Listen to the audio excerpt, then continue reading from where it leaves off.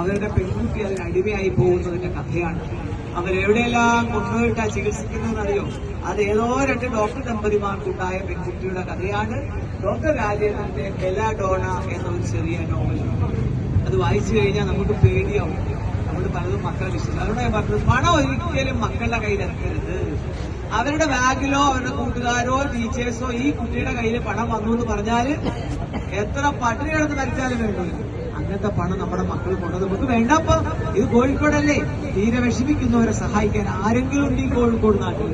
നിങ്ങൾ ഒരിക്കലും നമ്മുടെ മക്കളെ അത്തരത്തിലുള്ള ചീത്തക്കാര്യങ്ങളിലൂടെ പണം വാങ്ങാൻ പഠിപ്പിക്കരുത് എന്ന് പറഞ്ഞുകൊണ്ട് ഈ ജനകീയ ലഹരി വിരുദ്ധ സമിതി, അല്ലെങ്കിൽ ലഹരി വിരുദ്ധ ജനകീയ സമിതിയുടെയും പോലീസിന്റെയും ഒക്കെ ഒരുമിച്ച് ചേർന്നുള്ള ഈ പ്രവർത്തനത്തിൽ പങ്കാളികളായ എല്ലാവരെയും അഭിനന്ദിച്ചുകൊണ്ടും നമ്മുടെ ഈ ജാഥ വെറുതെ ആവില്ല എന്ന് ഉറച്ച് വിശ്വസിച്ചുകൊണ്ടും നമ്മളിൽ ഓരോരുത്തരും അതിനെതിരായി അവസരം കിട്ടുന്നിടത്ത് പറയണം.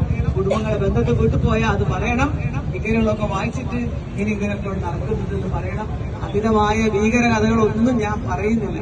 വലിയവർ കേട്ടാൽ മതി, മക്കൾ കേൾക്കണ്ട എന്നുള്ളത് കൊണ്ടാണ് പറയാത്തതെന്ന് പറഞ്ഞുകൊണ്ട് നിങ്ങളുടെ ഏറ്റവും